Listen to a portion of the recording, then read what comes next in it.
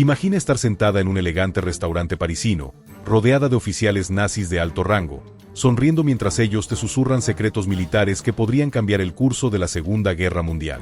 Imagina que esos mismos hombres que planean bombardear Londres hasta convertirla en cenizas te están entregando voluntariamente los planos exactos de cómo van a hacerlo, porque creen que estás enamorada de ellos.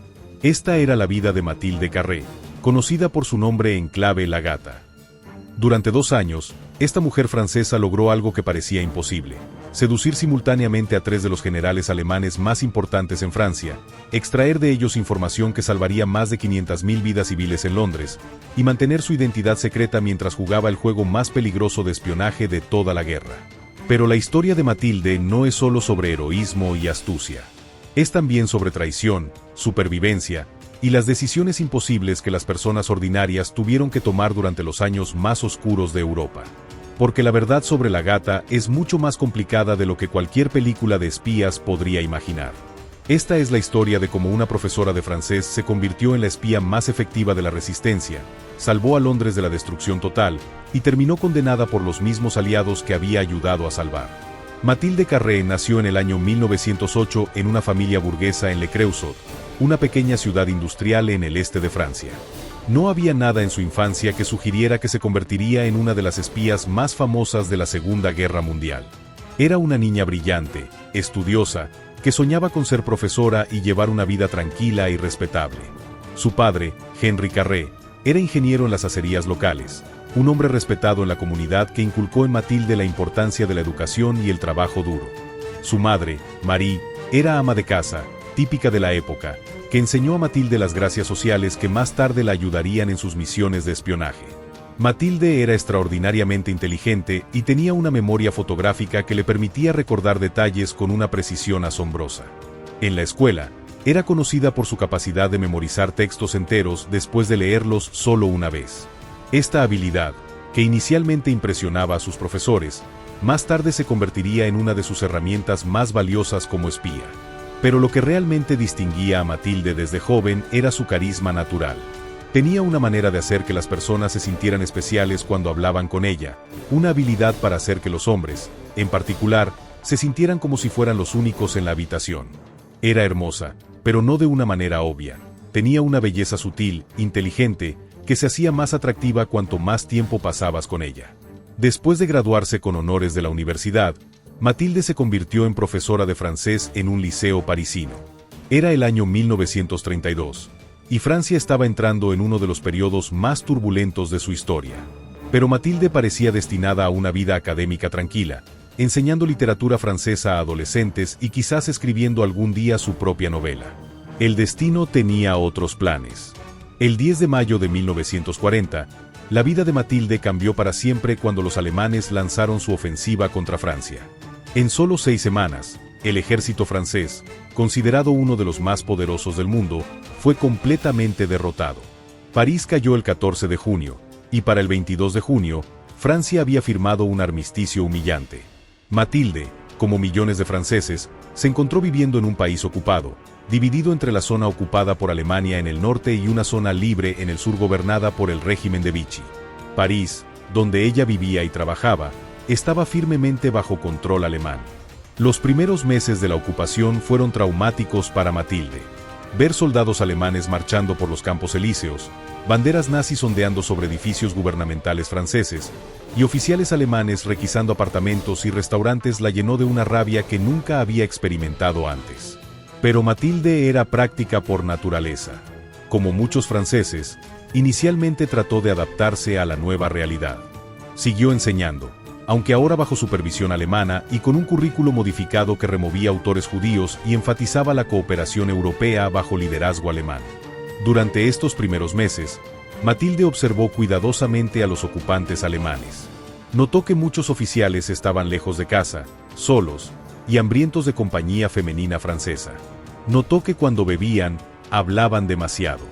Notó que su francés, aunque funcional, a menudo les hacía malinterpretar conversaciones que escuchaban. Estas observaciones aparentemente casuales más tarde se convertirían en la base de su estrategia de espionaje. El momento decisivo llegó en noviembre de 1940, cuando Mathilde presenció el arresto de 3 de sus colegas profesores por poseer literatura subversiva. Uno de ellos, Pierre Dubois, había sido su mentor en la universidad y se había convertido en amigo cercano. Verlo arrastrado por la Gestapo la horrorizó y la radicalizó. Esa noche, Mathilde tomó una decisión que definiría el resto de su vida: se uniría a la resistencia francesa. Unirse a la resistencia en los primeros años de la ocupación no era tan simple como presentarse en una oficina y llenar una solicitud. Los grupos de resistencia eran pequeños, fragmentados y extremadamente cautelosos. La paranoia sobre infiltradores alemanes era tan alta que los nuevos reclutas eran sometidos a investigaciones exhaustivas que podían durar meses. Mathilde pasó semanas tratando de hacer contacto con la resistencia. Finalmente, a través de un librero de la Rive Gauche que había conocido durante años, fue introducida a un hombre que se hacía llamar Philippe. Philippe era en realidad Pierre de Baumecourt, un oficial del ejército francés que había escapado a Inglaterra después de la caída de Francia y había regresado como agente del Servicio de Operaciones Especiales británico, SOE. De Baumecourt estaba impresionado por la inteligencia y determinación de Mathilde, pero también era cauteloso. Una profesora parisina de clase media no parecía el material típico para operaciones de espionaje peligrosas. Pero había algo en Mathilde que lo intrigaba: una combinación de sofisticación intelectual y dureza emocional que sugería que podría manejar situaciones extremas.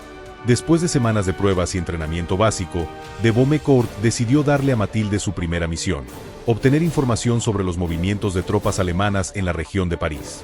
Era una tarea relativamente simple, diseñada para evaluar sus habilidades antes de asignarle responsabilidades mayores. Mathilde abordó la misión con la misma meticulosidad que había aplicado a la enseñanza. En lugar de tratar de espiar a los alemanes desde lejos, decidió acercarse directamente a ellos. Comenzó a frecuentar cafés y restaurantes conocidos por ser populares entre oficiales alemanes fuera de servicio. Su estrategia era brillante en su simplicidad.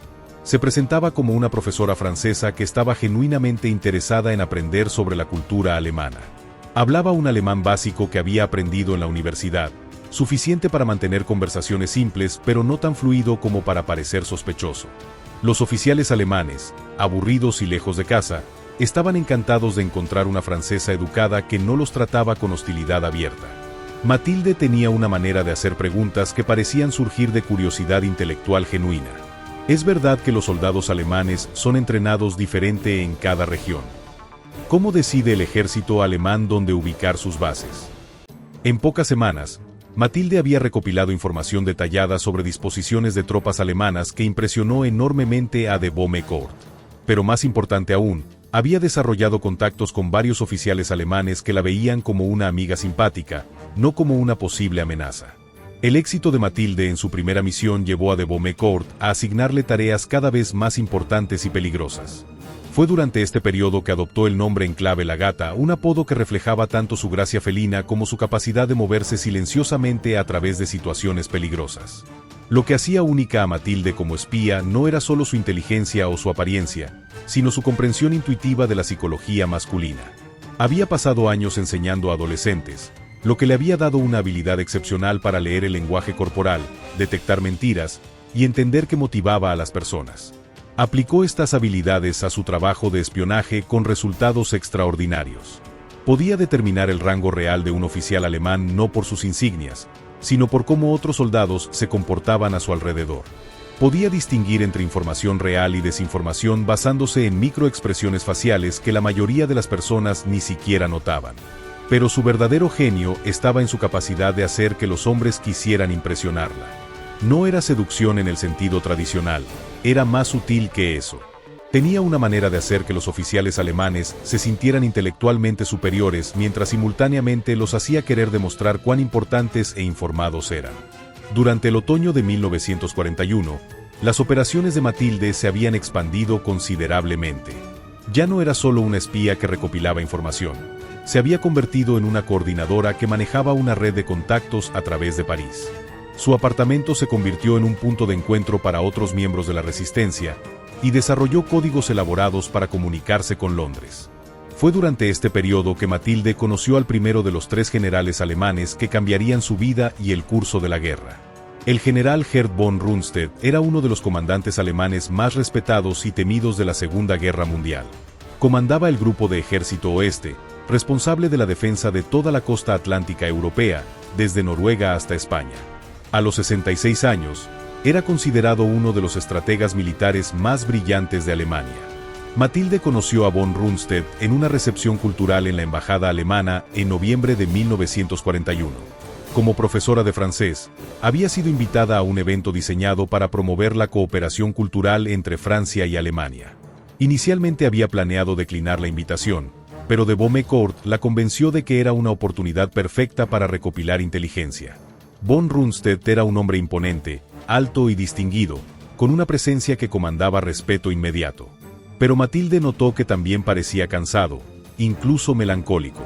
Más tarde aprendería que estaba pasando por un periodo difícil en su matrimonio y se sentía aislado en París, rodeado de subordinados que le tenían demasiado miedo para ser compañía genuina. La conversación inicial entre Matilde y von Rundstedt fue sobre literatura francesa. Él estaba genuinamente interesado en la cultura francesa y había leído extensamente autores como Voltaire y Diderot.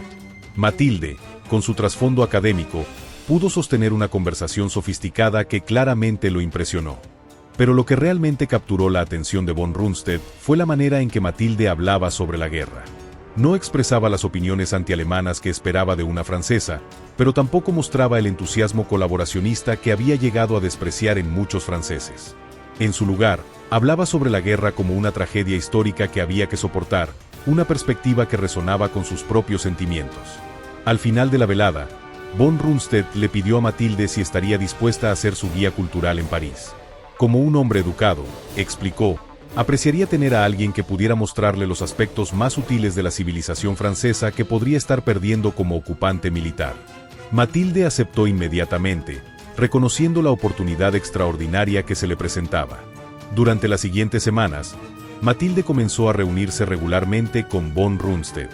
La llevaba a galerías de arte, museos y conciertos.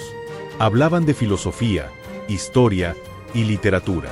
Gradualmente, von Rundstedt comenzó a ver a Matilde no solo como una guía cultural, sino como una confidente intelectual.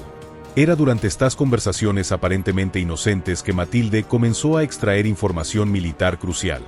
Von Rundstedt, sin darse cuenta, revelaba detalles sobre fortificaciones costeras, disposiciones de tropas y planes estratégicos alemanes.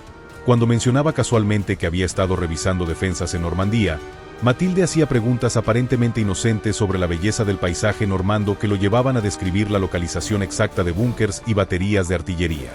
En febrero de 1942, Matilde conoció al segundo general que se convertiría en una fuente crucial de inteligencia, Erwin Rommel, el legendario Zorro del Desierto. Rommel había sido llamado desde África del Norte para inspeccionar las defensas costeras del Atlántico y reportar directamente a von Rundstedt. La introducción ocurrió durante una cena en la residencia de von Rundstedt. Rommel era completamente diferente a von Rundstedt, más joven, más energético, con una personalidad carismática que llenaba la habitación. Pero como von Rundstedt, Rommel estaba pasando por un periodo personal difícil.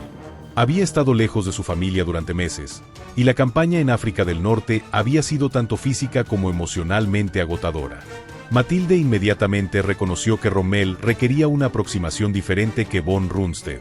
Donde von Rundstedt era intelectual y reflexivo, Rommel era práctico y directo. Donde von Rundstedt disfrutaba discusiones filosóficas abstractas, Rommel prefería conversaciones sobre problemas concretos y soluciones tangibles. Matilde adaptó su personalidad. Con Rommel, se presentó como una francesa práctica que entendía las realidades de la guerra y respetaba la competencia militar profesional. Le preguntaba sobre las diferencias entre la guerra en el desierto y la guerra en Europa, sobre cómo los soldados mantenían la moral en condiciones difíciles, sobre la logística de mover ejércitos a través de grandes distancias. Rommel, acostumbrado a lidiar con subordinados que siempre estaban de acuerdo con él, encontró refrescante la capacidad de Matilde de hacer preguntas inteligentes y desafiantes. Comenzó a buscar su opinión sobre varios temas, incluyendo algunos relacionados con sus responsabilidades militares. Durante una conversación sobre la psicología de las tropas defensivas versus ofensivas, Rommel mencionó casualmente los desafíos de preparar soldados para una invasión aliada que todos sabían que vendría eventualmente. Matilde, fingiendo curiosidad académica sobre tácticas militares, lo llevó a describir en detalle los tipos de defensas que se estaban construyendo y donde se consideraba más probable que ocurriera una invasión. La relación de Matilde con Rommel se desarrolló rápidamente porque él, a diferencia de von Rundstedt, era naturalmente más abierto y directo. donde tenía que extraer información cuidadosamente de von Rundstedt a través de conversaciones largas y sutiles. Rommel a menudo entregaba información espontáneamente, especialmente cuando estaba emocionado sobre algún problema táctico o estratégico. El tercer y más peligroso de los generales alemanes que Matilde logró cultivar fue Günther von Kluge, comandante del Grupo de Ejército Centro en el Frente Oriental. Von Kluge llegó a París en marzo de 1942 para reuniones estratégicas de alto nivel sobre la coordinación entre el Frente Occidental y Oriental. Von Kluge era considerablemente más joven que von Rundstedt y más experimentado políticamente que Rommel. Era también mucho más suspicaz y paranoico, cualidades que lo habían mantenido vivo y exitoso en las intrigas de la alta comandancia alemana. Matilde conoció a von Kluge en una recepción en el Hotel Ries, donde se alojaba durante su visita a París. La introducción fue arreglada por von Rundstedt, quien había llegado a confiar tanto en Matilde que la consideraba una embajadora cultural informal entre la inteligencia francesa y la oficialidad alemana. Desde el primer encuentro, Matilde se dio cuenta de que von Kluge sería su desafío más difícil. Era inteligente, experimentado, y había sobrevivido tanto las purgas políticas de Hitler como las brutales realidades del Frente Oriental. No era el tipo de hombre que revelaría secretos militares a una profesora francesa, sin importar cuán encantadora fuera. Matilde desarrolló una estrategia completamente diferente para von Kluge. En lugar de tratar de extraer información directamente, decidió posicionarse como una fuente de información sobre la moral y actitudes francesas. Le ofreció puntos de vista sobre cómo las políticas alemanas estaban siendo recibidas por la población francesa, qué tipo de propaganda era efectiva, y cómo se podría mejorar la cooperación franco-alemana. Esta aproximación funcionó porque von Kluge estaba genuinamente interesado en la inteligencia política. Como comandante en el Frente Oriental, había visto cómo las actitudes de la población civil podían afectar las operaciones militares. Una Francia cooperativa facilitaría enormemente los esfuerzos de guerra alemanes. Durante sus conversaciones, Matilde cuidadosamente mezclaba información real sobre actitudes francesas con observaciones diseñadas para llevar a von Kluge a revelar información sobre planes militares alemanes. Cuando mencionaba que los franceses estaban preocupados sobre rumores de bombardeos aliados, lo llevaba a describir las medidas defensivas alemanas. Cuando discutía el miedo francés sobre escasez de alimentos, lo llevaba a explicar las prioridades logísticas alemanas. Para la primavera de 1942, Matilde había establecido relaciones de confianza con los 3 generales alemanes. Lo que ninguno de ellos sabía era que ella estaba cuidadosamente combinando información de todas sus conversaciones para crear un cuadro completo de los planes estratégicos alemanes. Fue durante este periodo que Matilde se enteró de lo que se convertiría en su inteligencia más valiosa y la información que salvaría 500.000 vidas en Londres. El descubrimiento comenzó con una conversación aparentemente casual con von Rundstedt sobre el arte de la guerra aérea. Von Rundstedt había mencionado que estaba revisando planes para operaciones aéreas masivas diseñadas para quebrar la moral civil británica una vez por todas. Cuando Matilde expresó curiosidad académica sobre las teorías alemanas de guerra psicológica aérea, von Rundstedt describió en términos generales la estrategia de bombardeo alemana. Algunos días después, durante una cena con Rommel, la conversación se dirigió hacia la logística de operaciones aéreas a gran escala. Rommel, siempre fascinado por problemas logísticos, describió los desafíos de coordinar miles de bombarderos para operaciones simultáneas. Mencionó casualmente que había estado consultado sobre los requerimientos de combustible para una operación planificada que requeriría todos los bombarderos disponibles en Europa Occidental. La pieza final del rompecabezas llegó durante una conversación con von Kluge sobre moral de tropas. Von Kluge mencionó que había órdenes de acelerar todas las operaciones en el Frente Oriental para liberar recursos aéreos para una operación especial planificada para el verano.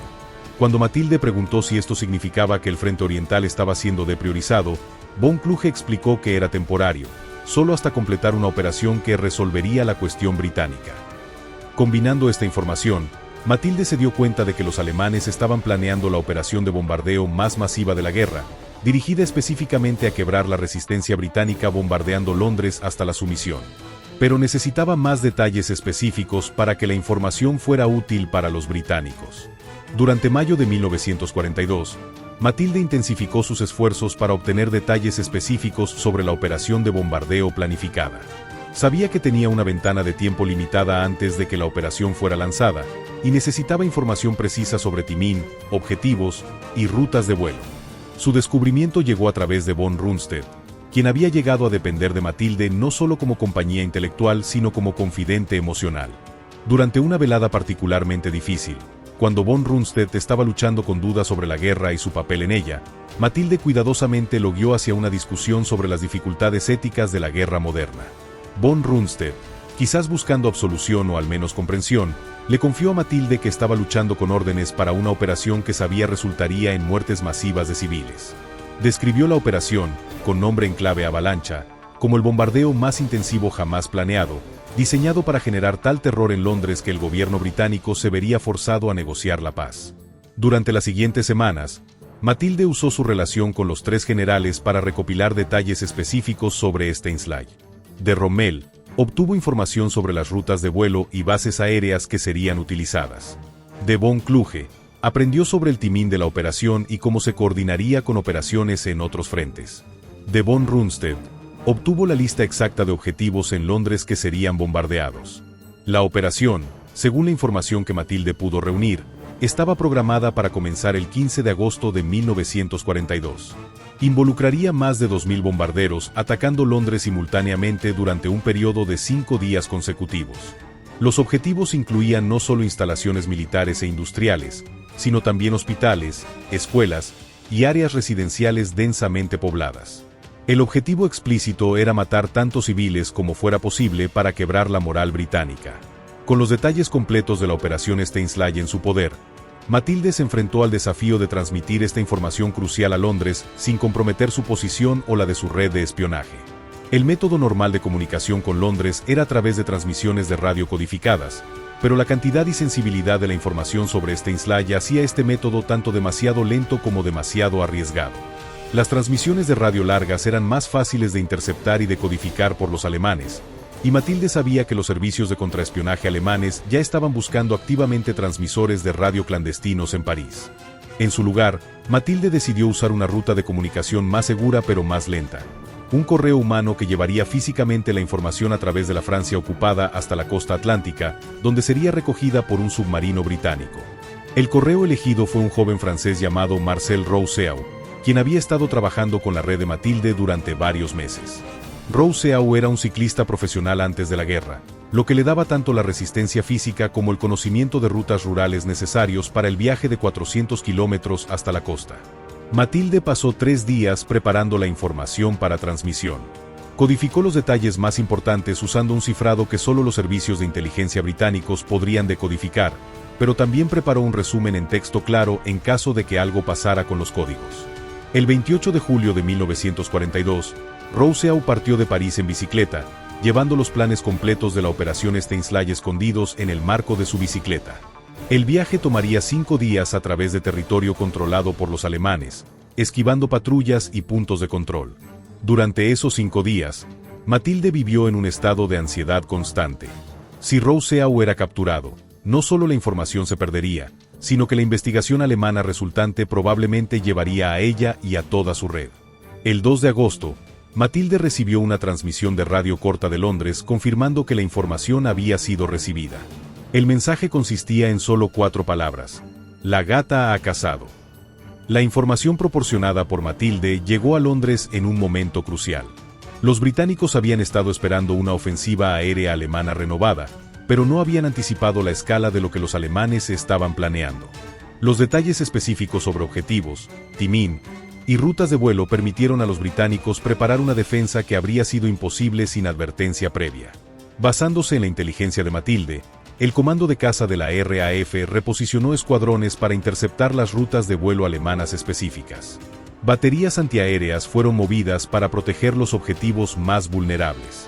Hospitales y escuelas fueron evacuados o reubicados en búnkers subterráneos. Más importante aún, la población civil de Londres fue preparada para el bombardeo más intensivo de la guerra. Se distribuyeron máscaras de gas mejoradas, se abrieron refugios adicionales, y se establecieron rutas de evacuación de emergencia. Los británicos también pudieron usar la información de Matilde para planear contramedidas ofensivas. Sabiendo exactamente cuándo y desde dónde vendrían los bombarderos alemanes, la RAF planeó ataques preventivos contra las bases aéreas alemanas para reducir el número de bombarderos disponibles para Stanislav. El 13 de agosto, 2 días antes del inicio planificado de Steinslage, la RAF lanzó la operación de bombardeo más coordinada de la guerra hasta ese momento, atacando simultáneamente 17 bases aéreas alemanas en Francia, Bélgica y Holanda. Los ataques destruyeron más de 300 bombarderos alemanes en tierra y dañaron las facilidades de combustible necesarias para sustentar operaciones aéreas intensivas. La operación Steinslage comenzó según el calendario el 15 de agosto de 1942, pero fue un desastre desde el primer día. Los alemanes se encontraron con defensas británicas que parecían anticipar cada uno de sus movimientos. Los bombarderos alemanes que habían esperado encontrar objetivos defensivos ligeros en su lugar enfrentaron concentraciones masivas de cazas británicos esperándolos exactamente en las rutas de vuelo planificadas. Las baterías antiaéreas británicas estaban posicionadas perfectamente para crear campos de fuego mortales que los pilotos alemanes no habían anticipado. Peor aún para los alemanes, muchos de sus objetivos primarios habían sido evacuados o protegidos. Los hospitales que habían planeado bombardear estaban vacíos, las escuelas habían sido reubicadas, y las áreas residenciales que habían esperado encontrar densamente pobladas habían sido parcialmente evacuadas. Durante los 5 días de Steinslage, los alemanes perdieron más de 800 bombarderos y 1.200 tripulantes. Fue la pérdida más catastrófica de aviones que la Luftwaffe había sufrido en una sola operación. Las bajas civiles británicas, que los alemanes habían esperado que fueran masivas, fueron limitadas a menos de 2.000 personas, una fracción de lo que habría ocurrido sin la advertencia previa. Para el 20 de agosto, los comandantes alemanes se vieron forzados a cancelar Steinslage. La operación había sido un fracaso completo que había costado recursos que Alemania no podía permitirse perder. La información de Mathilde había salvado efectivamente Londres de la destrucción y preservado 500.000 vidas civiles que habrían sido perdidas si Steinslage hubiera tenido éxito. El fracaso catastrófico de Steinslage inevitablemente llevó a una investigación alemana sobre cómo los británicos habían estado tan bien preparados. Los 3 generales que habían sido fuentes involuntarias de Mathilde comenzaron a revisar quién había tenido acceso a información sobre la operación. Von Rundstedt fue el primero en comenzar a sospechar. Como comandante responsable de la seguridad en Francia ocupada, fue tasked con determinar si había habido una fuga de inteligencia desde su comando. Comenzó a revisar meticulosamente todas las personas que habían tenido acceso a información sobre Steinslage.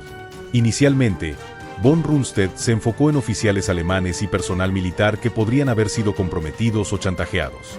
Pero gradualmente, su investigación se expandió para incluir civiles franceses que habían tenido contacto con personal militar alemán. El nombre de Mathilde apareció en las listas de Von Rundstedt porque había sido vista regularmente con los 3 generales durante el periodo cuando se estaba planeando Steinslage. Inicialmente, Von Rundstedt descartó la posibilidad de que una profesora francesa pudiera ser responsable de una fuga de inteligencia tan masiva. Después de todo, él personalmente había evaluado a Mathilde y la había encontrado genuinamente interesada en la cultura alemana y aparentemente apolítica. Pero a medida que la investigación progresaba y otras posibilidades fueron eliminadas, Von Rundstedt comenzó a reconsiderar. Revisó cuidadosamente sus conversaciones con Mathilde y gradualmente se dio cuenta de que ella había mostrado un interés inusual en detalles militares específicos que inicialmente había interpretado como curiosidad intelectual. El momento decisivo llegó cuando Von Rundstedt comparó notas con Rommel y von Kluge sobre sus respectivas conversaciones con Mathilde. Los 3 generales se dieron cuenta de que Mathilde había extraído información complementaria de cada uno de ellos que, cuando se combinaba, proporcionaba un cuadro completo de Steinslage. La realización de que habían sido manipulados por una espía francesa fue devastadora para los 3 oficiales alemanes. No solo habían comprometido una operación militar crucial, sino que habían sido superados por una mujer que habían considerado una amateur intelectual inofensiva. Von Kluge, el más paranoico de los 3, fue el que insistió en que Mathilde fuera arrestada inmediatamente. Argumentó que si había logrado extraer información sobre Steinslage, probablemente había estado pasando otros secretos alemanes a los aliados durante meses. El 25 de agosto de 1942, Von Rundstedt invitó a Mathilde a una cena privada en su residencia. Era una invitación que había extendido muchas veces antes, y Mathilde no tenía razón para sospechar que algo había cambiado. Mathilde llegó a la residencia de Von Rundstedt a las 7 de la tarde, vestida elegantemente como siempre para sus encuentros sociales con oficiales alemanes. Von Rundstedt la recibió con su cortesía habitual, pero Mathilde inmediatamente notó que algo era diferente. Su comportamiento era más formal, más distante de lo usual. Durante la cena, Von Rundstedt llevó la conversación hacia eventos recientes, incluyendo la desafortunada operación aérea que había resultado en tantas pérdidas alemanas. Matilde respondió con expresiones apropiadas de simpatía, pero internamente comenzó a alarmarse cuando Von Rundstedt comenzó a hacer preguntas específicas sobre sus actividades durante las semanas previas a este ensayo. La trampa se cerró cuando Von Rundstedt casualmente mencionó que había estado revisando registros de todas las personas que habían tenido acceso a información sensible. Explicó que como medida de seguridad, todos los contactos civiles de personal militar alemán serían investigados más detalladamente. En ese momento, Matilde se dio cuenta de que estaba en peligro mortal. Su entrenamiento de espionaje le decía que debía mantener la calma y continuar fingiendo inocencia, pero también sabía que los alemanes no habrían organizado esta confrontación a menos que ya tuvieran evidencia sustancial contra ella. Von Rundstedt continuó la conversación durante otra hora, aparentemente casual pero en realidad sometiéndola a un interrogatorio sutil. Hizo preguntas sobre detalles específicos de sus conversaciones previas, buscando inconsistencias en sus respuestas que pudieran revelar engaño. Finalmente, a las 9:30, Von Rundstedt se excusó momentáneamente y salió de la habitación. Matilde aprovechó la oportunidad para evaluar sus opciones de escape, pero se dio cuenta de que la residencia estaba rodeada por soldados alemanes que habían sido posicionados discretamente durante la cena. Cuando Von Rundstedt regresó, ya no fingía. Matilde le dijo con una voz que combinaba tristeza y rabia: «Sabemos quién eres y lo que has hecho. La pregunta ahora es si vas a cooperar con nosotros o si esto va a terminar muy mal para ti». Matilde fue arrestada formalmente esa noche y trasladada a la prisión de Fresnes, la instalación de detención más temida en París ocupado. Fresnes era donde la Gestapo llevaba a prisioneros políticos y espías para interrogatorios intensivos que frecuentemente resultaban en muerte o locura. Durante los primeros 3 días de su detención, Matilde fue mantenida en aislamiento completo en una celda sin ventanas, sin contacto humano excepto por guardias que le traían comida una vez al día.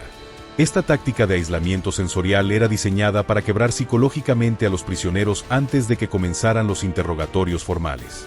Matilde usó este tiempo para prepararse mentalmente para lo que sabía que vendría. Repasó su historia de cobertura, decidió qué información podría admitir sin comprometer a otros miembros de su red, y se preparó psicológicamente para la tortura que sabía era inevitable. El cuarto día, Matilde fue llevada a una sala de interrogatorios donde se encontró cara a cara con Klaus Barbie, el jefe de la Gestapo en Lyon que había sido traído específicamente a París para manejar su caso. Barbie era conocido por su crueldad extrema y su habilidad para extraer información de los prisioneros más resistentes. El interrogatorio inicial duró 12 horas. Barbie alternó entre amenazas violentas y promesas de tratamiento leñífico si Matilde cooperaba. Le mostró fotografías de otros miembros de la resistencia que habían sido capturados y torturados, describiendo en detalle gráfico lo que les había sucedido. Matilde mantuvo su historia de cobertura durante este primer interrogatorio, insistiendo en que era simplemente una profesora que había desarrollado amistades inocentes con oficiales alemanes. Negó cualquier involucración con espionaje o la resistencia. Barbie no creyó su historia, pero también se dio cuenta de que Matilde era una profesional entrenada que no se quebraría fácilmente bajo interrogatorio convencional. Decidió usar métodos más extremos. Durante las siguientes 2 semanas, Matilde fue sometida a torturas físicas y psicológicas diseñadas para quebrar su resistencia. Los detalles específicos de lo que sufrió son demasiado gráficos para describir completamente, pero incluían privación de sueño, golpizas sistemáticas, simulacros de ejecución y amenazas contra familiares. Pero Barbie también empleó tácticas psicológicas más sofisticadas. Le mostró a Matilde evidencia de que otros miembros de su red habían sido capturados, incluyendo Marcel Rousseau, el ciclista que había llevado la información sobre este ensayo a Londres. Algunos de esta evidencia era real, algunos era fabricada para maximizar el impacto psicológico. El momento de quiebre llegó cuando Barbie le informó a Matilde que su hermana menor, Claire, había sido arrestada en Lyon como asociada de terroristas. Claire era completamente inocente y no sabía nada sobre las actividades de espionaje de Matilde, pero Barbie amenazó con torturarla y ejecutarla a menos que Matilde cooperara. Enfrentada con la elección entre mantener su silencio y salvar la vida de su hermana inocente, Matilde tomó una decisión que la atormentaría por el resto de su vida. Acordó cooperar con los alemanes. La cooperación de Matilde con los alemanes comenzó en septiembre de 1942 y tomó una forma que nadie había anticipado. En lugar de simplemente revelar información sobre su red previa, Barbie y Von Rundstedt decidieron usar a Matilde como una espía doble para infiltrar y destruir otras redes de la resistencia. El plan era brillante en su crueldad. Matilde sería liberada ostensiblemente después de convencer a los alemanes de su inocencia, pero en realidad estaría trabajando bajo su control. Usaría sus habilidades comprobadas de espionaje y manipulación para ganar la confianza de otros grupos de resistencia, solo para eventualmente traicionarlos a los alemanes. Para hacer creíble su historia de cobertura, los alemanes arreglaron evidencia falsa de que Matilde había escapado de Fresnes durante un bombardeo aliado. Su hermana Claire fue liberada y enviada a la zona libre de Francia, aparentemente confirmando que Matilde había sido exitosa en negociar con los alemanes. La primera misión de Matilde como espía doble fue infiltrar la Red Prosper, una de las operaciones de la resistencia más grandes en Francia. La Red Prosper estaba coordinada directamente con Londres y era responsable de sabotaje, recopilación de inteligencia y preparación para la eventual invasión aliada. Matilde se acercó a la Red Prosper usando su reputación establecida como la Gata, la espía que había proporcionado la inteligencia crucial sobre Stanislav. Los líderes de Prosper la recibieron como una heroína de la resistencia y rápidamente la integraron en sus operaciones más sensibles. Durante 3 meses, Matilde trabajó dentro de la Red Prosper, aparentemente contribuyendo a sus operaciones mientras secretamente reportaba todas sus actividades a sus manejadores alemanes. Fue una existencia de pesadilla para Matilde, quien se veía forzada a traicionar a personas que la consideraban una camarada y que arriesgaban sus vidas basándose en su consejo. En diciembre de 1942, los alemanes usaron la información proporcionada por Matilde para destruir completamente la Red Prosper. En una serie de arrestos coordinados que ocurrieron simultáneamente a través de Francia, más de 200 miembros de la resistencia fueron capturados. La mayoría de estos arrestos fueron ejecutados con una precisión que solo habría sido posible con inteligencia detallada desde adentro. Los alemanes sabían exactamente dónde encontrar a cada miembro de la red, cuáles eran sus rutinas diarias y cuándo estarían más vulnerables. Muchos de los miembros capturados de Prosper fueron torturados para extraer información sobre otras redes de resistencia, creando un efecto dominó que llevó a la destrucción de múltiples organizaciones clandestinas. Se estima que la traición de Matilde resultó indirectamente en la captura y ejecución de más de 500 personas involucradas en la resistencia francesa. Para Londres, el colapso de Prosper fue un desastre de inteligencia masivo que retrasó los planes de invasión y forzó una reevaluación completa de las operaciones en Francia ocupada. Los servicios de inteligencia británicos inicialmente no pudieron entender cómo una red tan cuidadosamente compartimentalizada había sido penetrada tan completamente. La verdad sobre el papel de Matilde en la destrucción de Prosper no emergió hasta después de la guerra, cuando los archivos alemanes capturados revelaron la extensión de su cooperación con la Gestapo. Durante el periodo en que Matilde estaba trabajando como espía doble para los alemanes, su estado psicológico se deterioró dramáticamente. Los archivos alemanes de la época describen a una mujer que sufría de insomnio severo, ataques de pánico y episodios de lo que hoy reconoceríamos como síndrome de estrés postraumático. Matilde era completamente consciente de las consecuencias de sus acciones. Sabía que cada pieza de información que pasaba a los alemanes resultaría en arrestos, torturas y ejecuciones de personas que confiaban en ella. Pero también sabía que negarse a cooperar resultaría inmediatamente en la muerte de su hermana. Los manejadores alemanes de Matilde reconocían su inestabilidad psicológica y tomaron medidas para mantenerla funcional. Le proporcionaron alcohol y sedantes para ayudarla a dormir, y ocasionalmente le permitían contacto controlado con su hermana para reforzar su motivación para continuar cooperando. Pero quizás el aspecto más torturante de la situación de Matilde era que los alemanes le dijeron que su trabajo como espía doble era temporario. Le prometieron que después de completar exitosamente varias misiones, ella y su hermana serían liberadas y permitidas a escapar a la zona libre de Francia. Matilde se aferró a esta promesa como una justificación para sus acciones. Se convenció a sí misma de que si podía soportar algunos meses más de traición, eventualmente podría salvar tanto a su hermana como a sí misma. Esta esperanza la mantuvo funcionando durante un periodo en que de otra manera podría haber sufrido un colapso psicológico completo. El primer indicio de que algo estaba terriblemente mal con la Gata llegó a Londres en enero de 1943, cuando los servicios de inteligencia británicos notaron patrones sospechosos en las fallas de operaciones francesas. Múltiples redes de resistencia que habían sido contactadas por Matilde subsecuentemente habían sido destruidas por los alemanes con una precisión que sugería inteligencia interna. Inicialmente, los analistas británicos asumieron que se trataba de coincidencia o que los alemanes habían mejorado sus capacidades de contraespionaje. Pero cuando los casos fueron analizados más cuidadosamente, emergió un patrón claro. Cada red que había sido destruida había tenido contacto con Matilde en las semanas previas a su destrucción. Más problemático aún, los alemanes parecían tener información sobre operaciones que solo Matilde habría conocido. La confirmación final llegó cuando los británicos lograron interceptar comunicaciones alemanas que mencionaban específicamente a Katze, gata en alemán, como una fuente de inteligencia. Los decodificadores británicos inicialmente asumieron que se trataba de una coincidencia, pero la evidencia circunstancial se volvió demasiado fuerte para ignorar. En febrero de 1943, Londres envió una transmisión codificada a redes de resistencia restantes en Francia con un mensaje simple pero devastador: la gata está comprometida. Evitar todo contacto. Una vez que Londres se dio cuenta de que Matilde había sido comprometida, se enfrentaron a un dilema ético y estratégico complejo. Por un lado, Matilde había traicionado múltiples redes de resistencia y era directamente responsable por la muerte de cientos de personas. Por otro lado, había proporcionado la inteligencia que había salvado Londres de la destrucción durante Stanislav.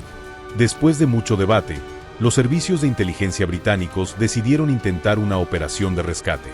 Argumentaron que si Matilde estaba trabajando bajo coerción, tenían una obligación moral de intentar salvarla. También esperaban que si lograban rescatarla, podría proporcionar inteligencia valiosa sobre operaciones alemanas de contraespionaje. La operación de rescate fue planeada para marzo de 1943. Un equipo de comandos del Sacería paracaidista cerca de París con la misión de localizar y extraer a Matilde. La operación era extraordinariamente arriesgada, pero Londres decidió que valía la pena intentarlo. Desafortunadamente, los alemanes habían anticipado exactamente esta posibilidad. Tenían a Matilde bajo vigilancia constante y habían establecido múltiples capas de seguridad alrededor de ella específicamente para frustrar intentos de rescate. Cuando el equipo del SAS aterrizó cerca de París, fueron recibidos por fuerzas alemanas que obviamente habían sido alertadas de su llegada. 3 de los 4 comandos fueron asesinados en el enfrentamiento resultante. El cuarto fue capturado y posteriormente ejecutado después de tortura. El fracaso de la operación de rescate convenció a Londres de que Matilde estaba completamente bajo control alemán y que intentos adicionales de contacto solo resultarían en más pérdidas. Matilde continuó trabajando como espía doble para los alemanes hasta el colapso del Tercer Reich en mayo de 1945. Durante este periodo, fue responsable de la infiltración y destrucción de múltiples redes de resistencia adicionales, resultando en la muerte de cientos de personas más. Cuando las fuerzas aliadas liberaron París en agosto de 1944, Matilde intentó desaparecer en el caos de la liberación. Sabía que tanto los franceses como los británicos la consideraban una traidora y que su vida estaría en peligro si era capturada. Durante varios meses, Matilde logró evitar captura escondiéndose en la zona rural de Francia bajo una identidad falsa. Pero en noviembre de 1944, fue reconocida por un sobreviviente de la Red Prosper y arrestada por las autoridades francesas. El juicio de Matilde Carré comenzó en marzo de 1945 y se convirtió en uno de los casos de traición más publicitados de la posguerra. La evidencia contra ella era abrumadora: testimonios de sobrevivientes de múltiples redes de resistencia, documentos alemanes capturados que confirmaban su cooperación y registros detallados de las operaciones que había traicionado. La defensa de Matilde argumentó que había actuado bajo coerción extrema para salvar la vida de su hermana, y que había proporcionado previamente inteligencia valiosa que había salvado 500.000 vidas en Londres. Sus abogados argumentaron que había sido una víctima de circunstancias imposibles y que había hecho lo mejor que podía en una situación sin ganar. Pero el tribunal francés no fue movido por estos argumentos. El juez declaró que sin importar las circunstancias, Matilde había elegido conscientemente traicionar a compatriotas franceses y había causado directamente la muerte de cientos de miembros de la resistencia. El 5 de mayo de 1945, 3 días antes de la rendición alemana, Matilde Carré fue sentenciada a cadena perpetua por traición. El tribunal rechazó la pena de muerte que había sido solicitada, citando su inteligencia previa que había beneficiado a los aliados y las circunstancias de coerción bajo las cuales había actuado. La sentencia de cadena perpetua significa que Matilde pasaría el resto de su vida en prisión, sin posibilidad de libertad condicional. Fue enviada a la prisión de mujeres de Rennes, donde se esperaba que muriera. La reacción pública a la sentencia fue mixta. Muchos franceses creían que Matilde merecía la pena de muerte por la magnitud de su traición. Otros argumentaron que había sido más víctima que villana, forzada a elegir entre la vida de su hermana y la vida de extraños. Los británicos mantuvieron una posición oficial neutral sobre la sentencia, pero privadamente muchos oficiales de inteligencia sentían que Mathilde había sido el chivo expiatorio por los fracasos más amplios de seguridad en las operaciones francesas. Irónicamente, la hermana de Mathilde, Claire, por cuya vida Mathilde había sacrificado tanto, había muerto de tuberculosis en un campo de refugiados en 1944, varios meses antes del juicio. Mathilde no se enteró de la muerte de su hermana hasta después de haber sido sentenciada. La historia de Mathilde Carré plantea preguntas profundas sobre moral, supervivencia y las decisiones imposibles que las personas enfrentan durante tiempos de guerra extrema. Su caso sigue siendo estudiado por estudiantes de ética militar, historia de inteligencia y psicología de guerra. Por un lado, Mathilde había logrado uno de los golpes de inteligencia más importantes de la Segunda Guerra Mundial, salvando 500.000 vidas civiles en Londres a través de su infiltración de la planificación militar alemana. Su coraje, astucia y habilidad durante la primera fase de su carrera de espionaje fueron extraordinarios por cualquier estándar. Por otro lado, su traición subsecuente había resultado en la muerte de cientos de miembros de la resistencia francesa que habían confiado en ella. Su cooperación con los alemanes había retrasado los esfuerzos aliados y había causado daño incalculable a las operaciones de la resistencia. Quizás lo más trágico sobre la historia de Mathilde es que ejemplifica las imposibilidades morales que la guerra extrema impone en individuos ordinarios. Enfrentada con la elección entre salvar a su hermana y mantener la lealtad hacia extraños, eligió familia sobre causa. Es una elección que muchas personas podrían hacer en circunstancias similares. Su historia también ilustra los peligros del espionaje de seducción y las vulnerabilidades psicológicas que pueden ser explotadas por servicios de inteligencia enemigos. Los alemanes entendieron perfectamente que Mathilde valoraba la vida de su hermana más que cualquier causa política, y usaron este conocimiento para convertir a una de las espías aliadas más efectivas en su propio agente. Mathilde pasó 32 años en la prisión de Rennes, desde 1945 hasta 1977. Durante este periodo, se convirtió en una reclusa modelo, enseñando francés a otras prisioneras y trabajando en la biblioteca de la prisión. A lo largo de los años, Mathilde mantuvo correspondencia con varios historiadores y periodistas que estaban interesados en su historia. Estas cartas, que fueron preservadas en archivos franceses, revelan a una mujer que siguió luchando con la culpa y el remordimiento por sus acciones durante décadas. En una carta de 1962, escribió: «No pasa un día sin que piense en las personas que murieron por mi culpa.